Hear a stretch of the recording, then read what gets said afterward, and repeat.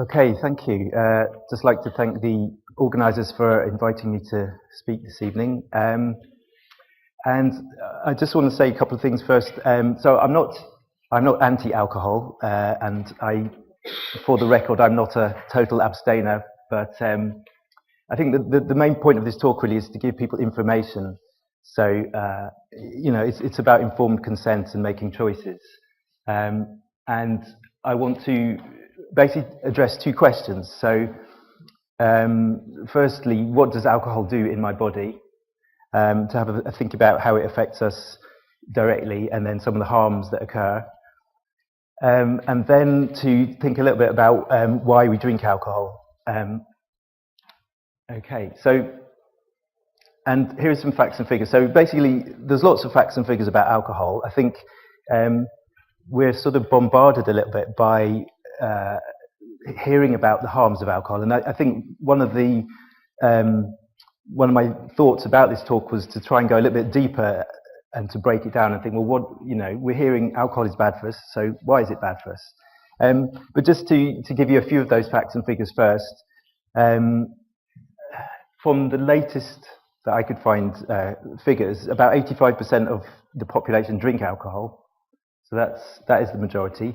And about a quarter of us drink beyond our so-called healthy limits, which we'll hear about in a moment. So 1 in 4, which is a lot. And about 6% of the population is alcohol dependent, which again is a very high figure for a sort of severe health condition. And so not surprisingly, alcohol is one of the top 3 kind of causes of disease and disability. The other 2 being smoking and obesity. And it causes 10% of the burden of disease within the UK. Costs £3.5 billion to the NHS each year, so that's a lot of money. And it causes a lot of direct deaths as well, 8,300 people in 2012. There's lots more facts and figures. If you want to find out more, there's the sources I've used and available: Alcohol Concern, Drink Aware, NHS, Live Well. There's a whole variety of sources on the internet. But let's sort of dig a bit deeper than that and think, well, what does alcohol do to me? So I'm going to think a bit about what happens when we have a drink, what happens when we have a binge, and what that is, and what happens if we indulge in prolonged heavy drinking. So to start with, a drink. Well, first of all, let's have a look at what alcohol is. This is alcohol, the molecule. And it's a very simple molecule. For anyone who's into chemistry, this is like incredibly simple molecule, and probably not a great surprise that it's been so prevalent in our societies generally. And these are the particular bits of the body that I'm going to focus on in terms of how it affects us. There's probably a lot more to be said, but I want to keep it sort of relatively straightforward. So we're going to look at brain, heart, liver, and the digestive tract, which is your mouth, your gullet, stomach, intestines. And to start with, I think it's helpful to think about how alcohol gets into our body and a little bit about how we process it. So alcohol is very, very permeable. It passes through our membranes very easily. It gets into our bloodstream quite easily. In actual fact, the initial way that it can get into our body is through inhalation. So apparently in Russia, or maybe going back 100 years or so ago, it would be customary to drink your shots of vodka very quickly, so you could get more alcohol into your body. Because if you drank it too slowly, you'd inhale it, and you'd get intoxicated too quickly, and you wouldn't be able to consume as much. So this is for most of us having a drink, we won't be inhaling very much vapor, but technically the alcohol is starting to come into our bloodstream as we inhale the drink. Some absorption occurs in the mouth, then passes into the stomach, and then into the small intestines. Most of the absorption is through the stomach and the small intestine. I put food there because that is relevant in the sense that people talk about drinking on an empty stomach. or not. And it does make a difference.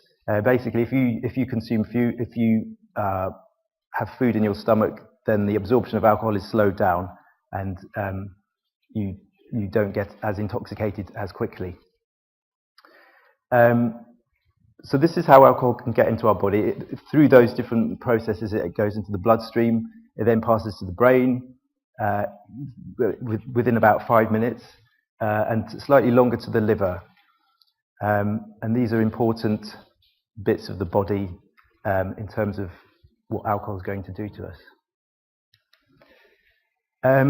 So moving on to what does it actually do? Well, again, trying to keep it relatively straightforward, but some of the most sort of positive effects, I suppose, or maybe not positive is the wrong word, but effects that it is more known for occur in the brain. And there are 3 neurotransmitter systems that are particularly involved in mediating the effects of alcohol. So the one that's probably the most famous or the most prominent is the GABA chemical, and this is a chemical in the brain which causes calming and relaxation, and various other medications may work on this system as well. So benzodiazepines, people know about those, also work on that system. But one of the reasons people might drink alcohol is for its calming and relaxing effects, and that will be mediated through GABA. We also know, however, that it may have an effect on the opiate system, which is something that we've come to know more recently. Opioids are known for doing other things. So, I mean, I put some words there which are words that I associate with opiate misuse in another part of my job. So I work with a lot of people with opiate problems. Opioids can give a kind of numbing sense, a kind of escape from reality perhaps. And people also talk about a sort of feeling cared for sense if they're using lots of opioids. So alcohol may do some of these things for us in our brains. And then the third chemical is dopamine, which is quite famous, I think, as a chemical that mediates sort of sensations of pleasure and reward. So in a very sort of simple way, these are the chemicals that are most affected by alcohol in the brain, and sort of underlie some of the effects we can get. I also want to highlight other bits of the body that are affected. So the heart, alcohol directly affects the heart. It increases activation of the heart, and as we'll see later on, can cause lots of problems. But it can give an energizing effect as well. And people can, when they're drinking a bit, can become quite energized through the effects on the heart. And then the other effects to point out are toxic effects. So, I mean, we talk about intoxication, and if you think about that, and for us, I suppose, the word intoxication can mean can be associated with pleasure, perhaps. But if you think about it more directly, I mean, it's talking about toxicity. It's talking about poison, and alcohol does have quite significant toxic effects, which we will hear more about in a few minutes. And it therefore puts a load on the liver, and it also affects the digestive tract in terms of absorption. So alcohol increases our absorption of other toxins. So it makes your digestive tract much more sensitive to other toxins around. So that's what happens in a kind of nutshell. Those are the things that happen when you have a drink. Some of those things are happening, and I think we also need to look at what happens. How do we break down alcohol? And one of the reasons I'm talking about this is to highlight some of the differences between men and women in how alcohol affects them. But basically, alcohol is broken down in the liver and also in the stomach to something called acetaldehyde, which is a bit of a long word, but basically that's a very nasty substance. So the breakdown product of alcohol is a very nasty substance, and we'll hear more about that in a bit. And the way it's broken down is by an enzyme, and the enzyme is called alcohol dehydrogenase. Okay, and you find alcohol dehydrogenase in the liver primarily, but also in the stomach, and that's very relevant because we know that men, let's point to it, yeah. So men have a lot more alcohol dehydrogenase in their stomach than women over here. And what this means is that men will break down more of the alcohol in the stomach. So women will absorb more alcohol into their bloodstream. So this is the main reason why women will, why a particular amount of alcohol will affect a woman more than a man. Other factors include body mass, include distribution, volume of distribution, and sort of fat distribution. But the main reason is really the difference in this enzyme in the stomach. And what the net effect of this is basically that women are a lot more sensitive to alcohol than men. And drink for drink, a woman will get about a third more alcohol into their bloodstream, and all the consequences of that. And sticking with this idea of how we break down alcohol, so some of the metabolism is in the stomach there, but the majority is in the liver, as we probably know, and the liver removes 1 unit of alcohol per hour. So in a minute we'll see what units are and what our sort of levels are, but the breakdown rate is 1 unit an hour. Okay, so we can keep that in mind. And as I say, some of the things I've mentioned there we'll come back to quite shortly. So hopefully that's given an idea of what happens when you have a drink, some of the things it does to your body when you have a drink. Let's have a look at a binge. You've probably heard about binge drinking. So I'm going to just explain what a binge is. In order to do that, we need to know what units are, because we talk a lot about quantities of alcohol. So a unit is a way of describing a quantity of alcohol. It's not an international measure, so a unit in the UK is different to a unit in other countries. And nowadays, if you read the literature, people talk more about grams of alcohol, which is more helpful because that's more precise. But to be clear, in the UK, 1 unit of alcohol is equivalent to 8 grams of pure alcohol. And if you want to know how many units are in your drink, you multiply most drinks nowadays have the percentage alcohol by volume, so you multiply that, your ABV, by the volume in litres, and gives you the units. Another word that is used quite a bit in the literature is drinks, not surprisingly, but a drink does have a technical definition, but it's not a drink is not a unit. A drink is roughly 1.5 units. Okay, and in America they talk more about drinks than units. So I'm just highlighting these just so people are clear if they read other things. And I think it's helpful now just to think, well, how strong are the drinks that we drink? So a pint of 3.5% beer, might call that sort of regular strength, 2 units. A can of strong beer, 2.2 units. A pint of 5% beer is nearly 3 units. So this is things like, Stella, lagers and things like that. Glass of wine, nowadays the standard glass of wine is roughly 175 millilitres. And the strength of wine is roughly 12-14%. So glass of wine, 2 units. Large glass of wine, 3 units. Can of very super strong lager is 4 units. And the measure of spirits in England is 25 mils, that's 1 unit. In Scotland you get a little bit more, 35 mils. Don't ask me why. I'm sure there's good reasons. So why am I talking about all these units and things like that? I want to be able to tell you what a binge is, okay? Because we hear a lot about binge drinking, and I think it's important to know what is a binge. So for a man, a binge is more than 8 units in one sitting. Some people say within 2 hours. I'm not sure you need to have the time limit as rigid as that, but 8 units in one sitting. For a woman, 6 units in one sitting. Okay, so for a man, 3 pints of 5% lager or beer, whatever, would constitute a binge. For a woman, 2 large glasses of wine and you'll just hit your cutoff. So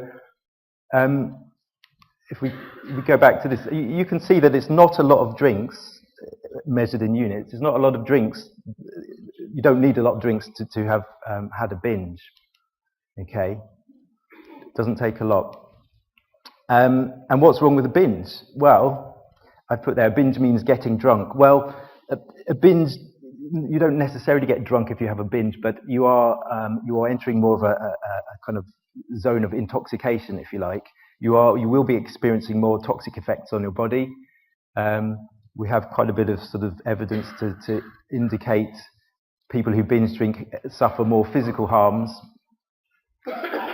But we also know that the intoxication and binges have significant effects on behaviour as well, and various other things. So, one fact I wanted to highlight here is direct deaths from alcohol poisoning. So 360 people drank themselves directly to death just in England in 2011. That's a lot of people. It's a very sad figure, I think. And if we heard that 360 people had died from taking a particular legal high or a drug, there would be a huge outrage. But when it's alcohol, because alcohol is legal and it's sort of built into our culture, it doesn't have quite the same impact, although probably it should. We also know that binge drinking is very strongly associated with trauma and accidents. 25% of deaths in young people, so 16 to 24-year-olds, 25% of deaths are attributable to alcohol. So either directly or indirectly, alcohol caused their deaths. And then, that's a huge amount. Binge drinking is particularly linked with antisocial behaviour, and it has effects on mood, anxiety, memory, and sleep, particularly. And also, it affects our decision making. So I think it's fair to say everybody makes worse decisions after a few drinks. It has a huge effect on our sort of ability to make decisions and on people's judgment. And this can particularly include risky sexual behaviour, particularly amongst young people. Binge drinking can lead to a lot of very harmful sort of behaviours. So these are the headline findings, I think, about binges and why we would say a binge is not a good idea. It's in contrast with sort of sustained heavy drinking. So people who drink heavily may not actually get drunk, and they may not get intoxicated in the same way, but as we will see, can end up with all sorts of other problems. So let's have a look at heavy drinking now. So just need to come back to some of these units again and sort of limits. So we have got now, or we've had it for quite a long time, weekly limits. And nowadays we actually talk about those in terms of your daily limit. So we would say for a woman, 2 to 3 units per day is the maximum. For a man, 3 to 4 units a day is the maximum. So this is not the recommended amount, this is the maximum. And if you're drinking at that level, we would say, well, that would probably constitute moderate drinking. Sometimes people ask, where did these limits come from? So from what I can understand, they were sort of plucked out of thin air by some civil servants in 1987, possibly in a Whitehall pub, you never know, wouldn't be surprised. But have been adopted and were adopted by the Royal College of Physicians, and we've had them ever since. And since then, a lot of research has been done, and we do find that actually these levels are really quite accurate in terms of denoting lower risk progressing to increasing risk and higher risk. So that's all. Those are sort of suggestions for daily maximums. And if you calculate that for a week, so the weekly maximum for a man would be 21 to 28 units. It's a bit annoying we've got a range, but we don't have a... and the weekly maximum for a woman is 14 to 21 units, okay? So some people are drinking quite a lot more than that. And if we go back to that other slide of how strong drinks are, it doesn't take that many drinks to exceed your weekly allowance. And And as I said here, higher risk alcohol consumption is not all about homeless street drinkers.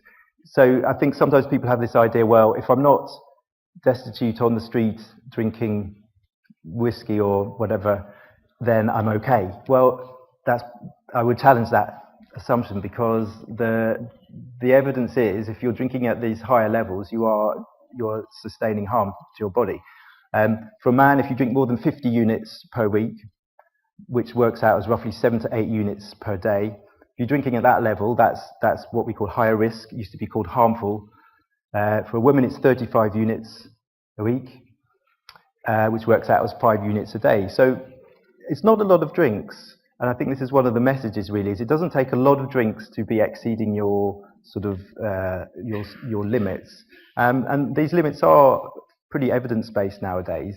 And if you do exceed them in a sustained way, then you can accrue lots of problems. And that's what I will mention now. So what's wrong with heavy drinking? Why shouldn't we do that? And again, there's no sort of, no one's telling you not to, but it's important to know what the consequences are. So I'm going to start with brain damage, because I'm a psychiatrist and we sort of focus on brains. But these are some of the things that prolonged heavy drinking can do. You can have you will lose brain cells, basically, which is something that people kind of talk about a bit jokingly, but it's true. You particularly lose white matter in the brain, and we know that if people who have drunk very heavily then stop drinking, after a year, the white matter comes back to some extent. So if you've sustained brain shrinkage due to heavy drinking and you stop, your brain can sort of regenerate some of that white matter. And we know that from imaging studies. So, but you certainly do lose brain cells over time. Another major problem that people acquire is a lack of vitamin B1. And this is partly due to not eating properly, partly due to just drinking heavily. And I'm not going to go into lots of detail on this, but basically this underlies a disorder called Wernicke-Korsakoff syndrome, which is in its severe form life-threatening. So 20% of people with severe Wernicke's will actually die from that. But what happens here is that your brain can't process glucose properly, and you end up with lots of cell death. And the end point of this is something called Korsakoff psychosis, and this is a permanent form of memory loss.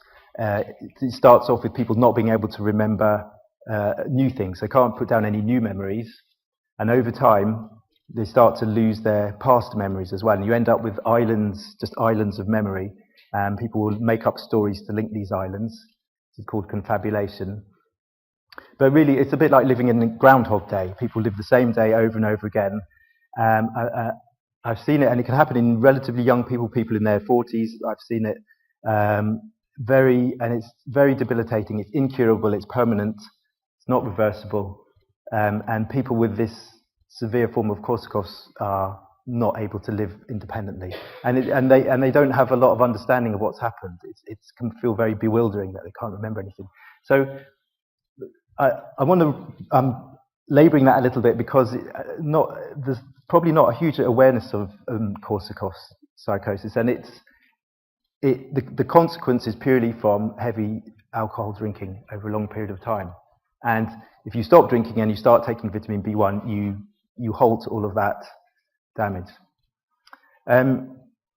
Other problems in the brain occur when you disrupt the balance. So a while ago I talked about GABA being the calming chemical in the brain. Well, there's also an excitatory chemical called glutamate, and normally these are in balance. And if you disturb this balance, you can cause lots of damage to the brain. So if your glutamate levels go too high, then this causes what we call excitotoxic damage, and basically you burn out bits of your brain. And the hippocampus is particularly sensitive to that, and that again can cause memory problems. Your cerebellum can be damaged, and you can have problems with balance.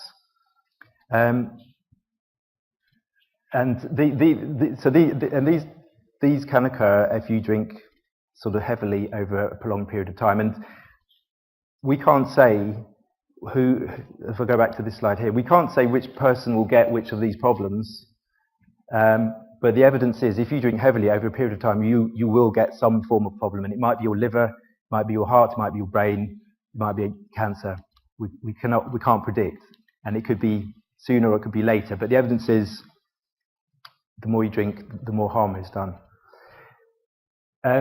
Let's move on to the heart. So if we drink heavily for a period of time, the heart gets affected. Alcohol directly stimulates your heart, and it causes sustained increase in blood pressure. It can also give you altered rhythms, so fibrillation as we call it. It can also give you an enlarged and floppy heart. Cardiomyopathy is its formal name. But the heart, because the heart has had to work so hard over a period of time, the muscle starts to wear out and it gets very big and floppy. Leads to lots of problems. People can have coronary artery disease, and there's an increased level of stroke. And again, there's something people don't always. Often people associate heavy drinking with liver problems, and I just want to point out it's not all about the liver, but it is a bit about the liver. So your liver is at risk. Okay, if you drink heavily, then there's a sequence of events. You get, first of all, the liver becomes very fatty, doesn't work very well. It then becomes inflamed and swollen, which is known as hepatitis. If that keeps going, you get into cirrhosis, where the cells actually break down and become damaged and turn into kind of fibers. And when you've got cirrhosis, then those cells are dead and they won't regenerate.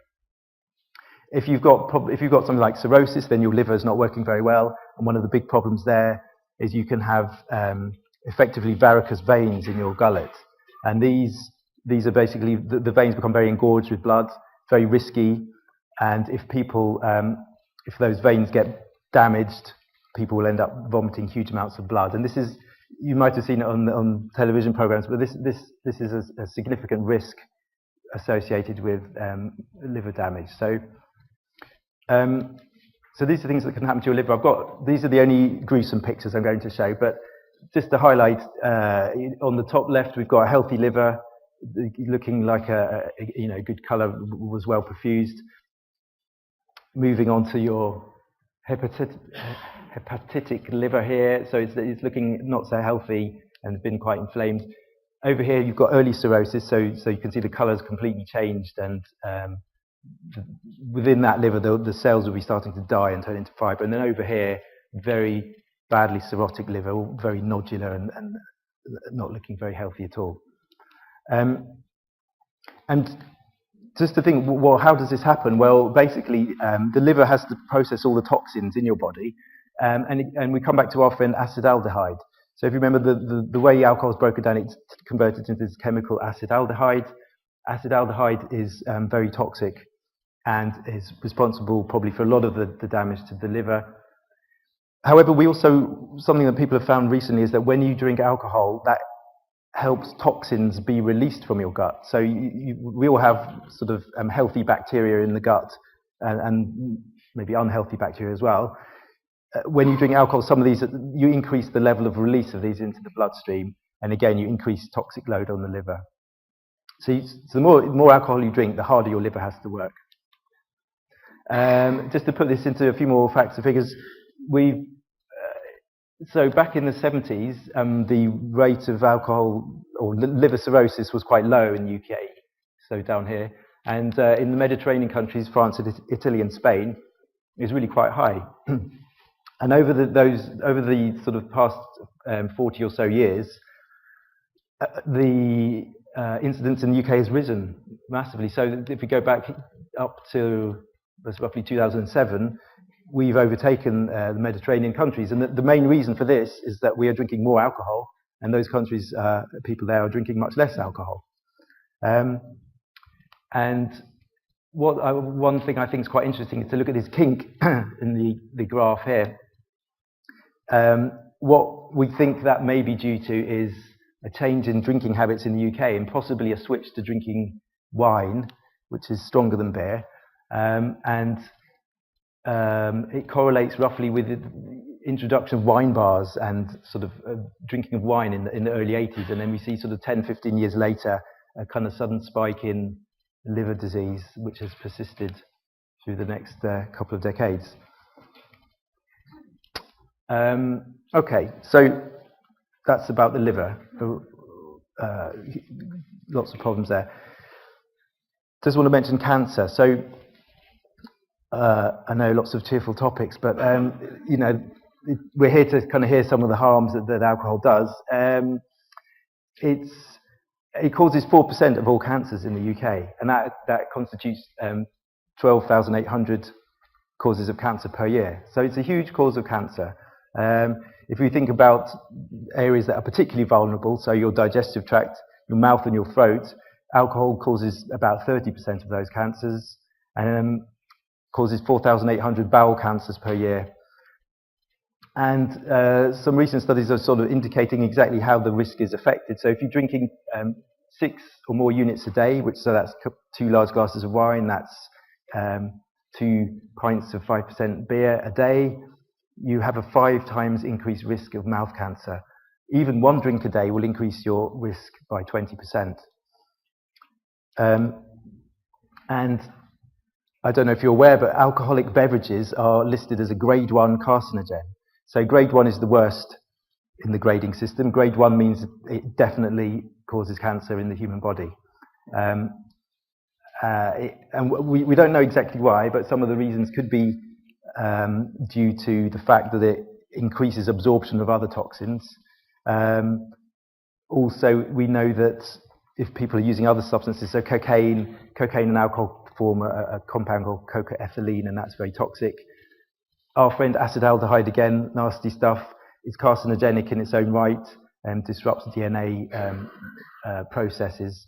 And also, alcohol does increase estrogen, and increased estrogens are linked with breast cancer. So there are quite a lot of clear links with cancer. And finally, in the harm section, calories. So basically, alcohol makes you fat. There's a lot of calories in alcohol. For man, daily recommended intake of calories is 2,500. For women, it's 2,000. Alcohol has a lot of calories, but has no other nutritional value. And there's a new word, actually, that I came across the other day called drinkerexia, which is where people... I've seen this with people I've worked with, not heard the term, but people will drink alcohol instead of eating. And so they try to moderate their shape and their calorie intake by using alcohol, which is something to be aware of and to watch out for. But how many calories are there in alcohol? Well, here's a kind of rough idea. But coming back to our drinks, so 5% lager, 330 calories. So that's apparently 2 mini pork pies.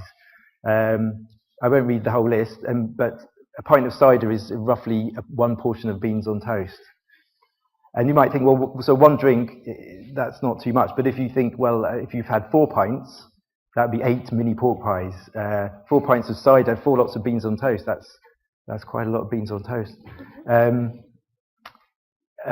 Interestingly, red wine is slightly less calorific than white wine. But the point is, there's a huge amount of calories in alcohol, and people are not always aware of this. And so heavy drinking can then lead to increased weight, can lead to obesity. And if you're drinking heavily and you're obese, you've got a double whammy of risk factors. And if you smoke cigarettes, you've got 3. You've got all of the top 3 of the sort of high morbidity lifestyle factors. So I want to change tack slightly. So I know the talk is entitled "Is Alcohol Bad for Me?" And hopefully I've sort of illustrated some of the ways and means that it is and how that works. I just want to touch on a couple of other things. So I've got to ask the question, is alcohol good for me? And the answer is possibly, maybe, a little bit. There's a lot of research in this area, as you might imagine. Alcohol is a very, the production and the consumption of alcohol is quite a political and topical area. The drinks industry make a lot of money, and that's not necessarily a bad thing. So there is quite a lot of research around health benefits of alcohol. So I trying to summarise some of that here. What seems to be the case, if you're younger, then alcohol probably doesn't. It's not clear that it gives you any benefits. If you're a little bit older, like me, so if you're over 45, then possibly 1 or 2 units a day may have some benefit for your heart. Can't say about other parts of your body, but really it only seems to be the heart that's helped. It may prevent artery damage. It may increase levels of your good cholesterol, which is HDL lipid, and it may reduce chances of forming clots. So possibly a little bit of alcohol may help, but we're talking 1 to 2 units a day. So remember, a pint of 5% beer is nearly 3 units. So it's less than a pint of that per day. And really, the sort of harms and benefits curve is very much a J-shaped curve. So it's possible that at the low end of alcohol consumption, there may be a little bit of benefit, and then you have a sort of neutral zone within your so-called healthy weekly limit. But the harms accrue quite quickly and become very severe. So it's certainly the case that no one is suggesting, if people are not drinkers, no one is suggesting people should start drinking, and that's quite a clear message. Is people shouldn't start drinking alcohol in order to get the benefits. There's no clear evidence that is helpful. But if we think about what how do these benefits work? Well, one of the strands of research is looking at particularly countries like France. So France, although, as you saw in the earlier graph, they had very high levels of liver disease, but they actually seem to have quite low levels of heart disease. And so this led to kind of looking into possible benefits of red wine. And research has been done over a long time, and it's not exactly conclusive, but people are now very interested in compounds called phenolics, and there's one in particular called resveratrol, which may be beneficial. So may reduce platelet formation. Platelets make your blood sticky, so if you reduce your platelets, you may reduce the chances of forming clots. So that's a good thing. And resveratrol also may help reduce bowel inflammation. So there's a glimmer of hope, if you like, if you drink red wine. However, you may get resveratrol from grapes themselves, and not necessarily from the wine. So it's not clear that you have to drink red wine to get these benefits. You may get them from the grape skin themselves. And we're also not sure whether what role the alcohol itself plays in this. So the overall message is, for your heart, a small amount of alcohol, a small amount of red wine may be helpful. Okay, so I'll leave that message there for now. So, and in the last part of the talk, I'd just like to look at why we drink alcohol, because I think we can hear that alcohol is not so good for us. We can maybe think perhaps we should cut down, or perhaps not. But I think it's very helpful to then take it the next stage and think, well, why am I drinking then? What's it all about? And if we come back to what it does in our brain, so maybe we're drinking to get some of the GABA effects, so to relax us and to calm us down. Well, that might be true, but we have to be very mindful that alcohol generally will make anxiety disorders worse. So if you have an anxiety disorder or kind of specific problem with anxiety, then drinking alcohol will not really help. You may feel it's helping, but in the long run, it will probably be making things worse. And one of the ways it can make anxiety worse is because it stimulates your heart. So if any of you have suffered from anxiety or have had panic attacks, you know that your heart beats faster when you're anxious. Drinking alcohol will make your heart beat faster. So the benefits from helping your anxiety are very low, and the sort of exacerbation is quite significant. So you may be drinking to escape, so coming to opioids. So maybe people are, and you might have. This is something you might come across in literature and films and things where people are drinking to blot things out. And that's probably an opioid effect. Well, again, it doesn't work. Alcohol does not alleviate trauma. If you've had traumatic experiences, alcohol will maybe make you a little bit less conscious, but those experiences will not go away, and the alcohol will not help them, and you will most likely develop the harmful effects of alcohol. So it doesn't help, basically. Or you may be drinking for these sort of dopaminergic effects, and that's around pleasure and so on. But again, we know that alcohol makes depression worse. So if you think, well, I need to cheer myself up, I'll have a glass of wine. One glass of wine is not going to cause huge harm, but if that's a sustained pattern, it doesn't help. We know that alcohol makes depression worse, and for all of these conditions, if you like, there are other treatments and therapies that are much more effective.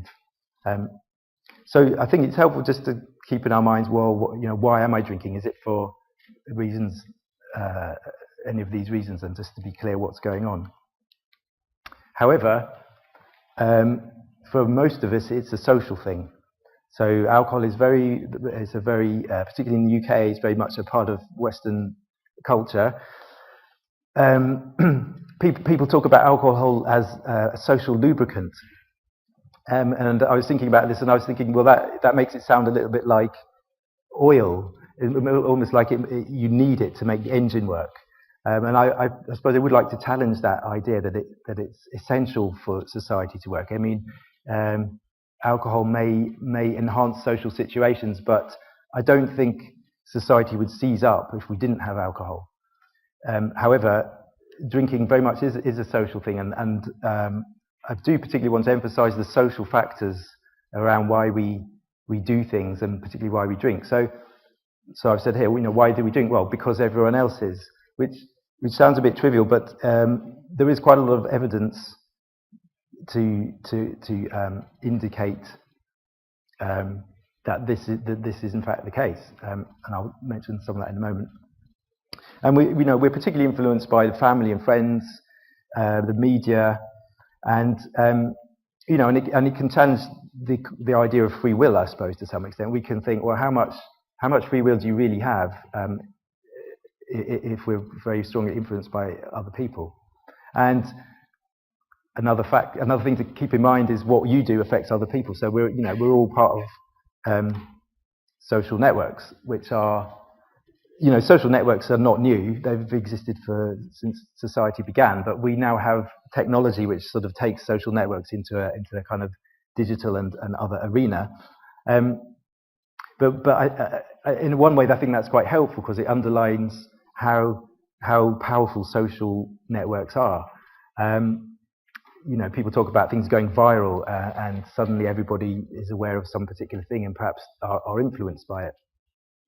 But some of the studies that people have done have been very illustrative, I think. So there was a set of studies done in America called the Framingham studies, and they looked at heart disease and they looked at obesity, and they looked at they looked at the social networks that people were in, and they found that people who were in a network of obese people all tended to be obese, and people who were in networks with lots of heart disease all had heart disease. So the people clustered into sort of networks of either obesity or not obesity, heart disease or not heart disease, which was interesting enough. But then they found that if you moved group, you adopted the characteristics of the new group. So if you went from if you were sort of normal weight and you moved into a social network of people who were overweight, people were very likely to become overweight. Same with heart disease. If you moved from a group with low heart disease to high heart disease, you will seem to increase your measures of heart disease. And I think the sort of understanding is that people are adopting the lifestyle characteristics of the group that they're in, and it highlights how strongly we're affected by the people that we mix with. And people have looked at this in relation to addiction problems, or substance misuse, perhaps a better word, and you find the same thing, that people are very influenced by what everyone else is doing around them. in my line of work, we see people with more severe problems, and it's almost to a person, when you highlight the networks they're in, they all say yes, no, it makes sense. So, but this applies to all of us. It's not just people with very severe problems. We're all affected by the groups we're in. And I just want to sort of emphasise this point, and perhaps you people to think about this on the way home, about who do I mix with, what do they do, what do I do, how much am I choosing to do what I'm doing. And well, we talk about memes. I'm not going to say too much about that, but that's just the idea that there are ideas that kind of permeate in social groups. And if you're in a group which has a certain set of ideas, you're very likely to kind of adopt those ideas. But coming back to addiction treatment again, we talk very much about recovery these days, and recovery is about people becoming free from their problematic substance use. Two things that particularly underlie recovery. One is being occupied and busy, and the other one is mixing with the right people, or alternatively not mixing with the wrong people.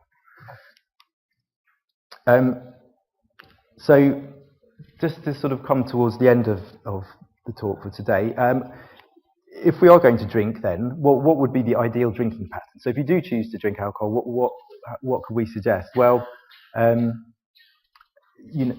stick within your healthy limit, so no more than 2 to 3 units per day. Have at least 2 days off per week. Have no binges, and as I say, stick within your limits. And it's possible that red wine is better for you than other drinks, although we can't be completely clear on that. And just 2 to 3 units, remembering that's not a lot of drinks. What can you do if you're concerned? Pay attention to what everyone else is doing. So coming back to this idea of a social network, have a look around. What is everyone else doing? Am I just going with the flow? And you may want to challenge yourself and see, well, how easy would it be for me to do something differently? And you may find that it's actually a lot harder than you think.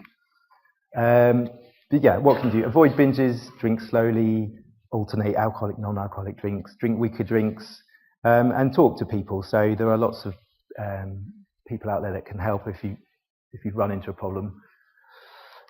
And what can we all do together? Well, I think one thing would be less tolerance for drunkenness. I mean, after I prepared these slides, I was seeing some sort of very recent figures. So they were saying binge drinking in young people has gone down, which is fantastic. So maybe there is less tolerance now than there used to be. And I think the peak of alcohol consumption was a few years ago. So maybe we are plateauing, which is fine, which is good.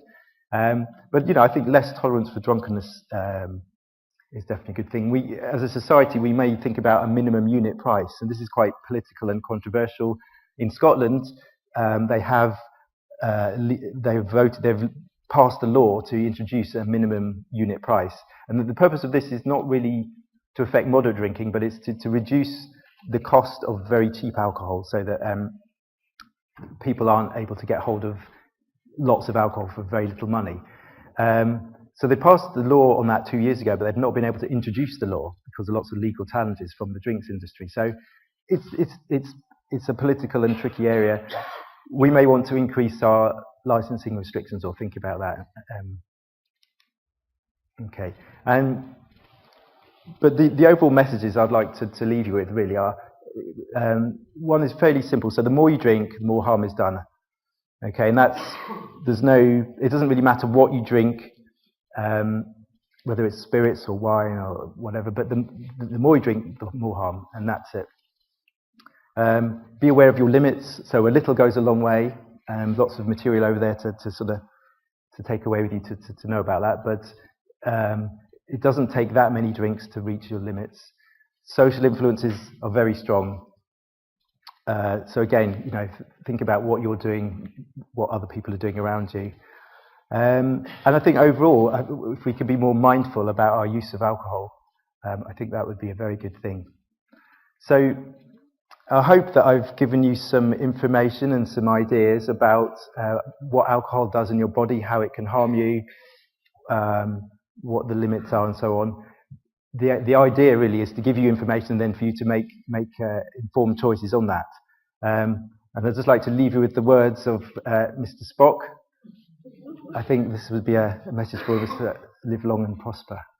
So thank you very much.